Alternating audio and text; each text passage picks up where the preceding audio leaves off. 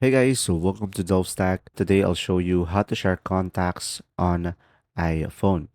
So to do this process, first you just simply go ahead and go to your contacts application, guys, and just simply open the app. And from here, as you can see, you will have the contact icon over here. So go ahead and select the contact to see all of the list of the contact that you have. Now to share a specific contacts on iPhone, just simply select their name.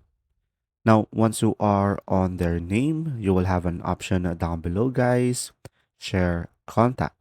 So go ahead and tap on share contact, select done on the top right corner, and it will show up like this.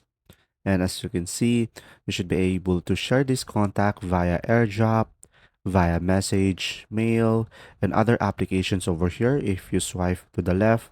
And if you want to see more, select more over here.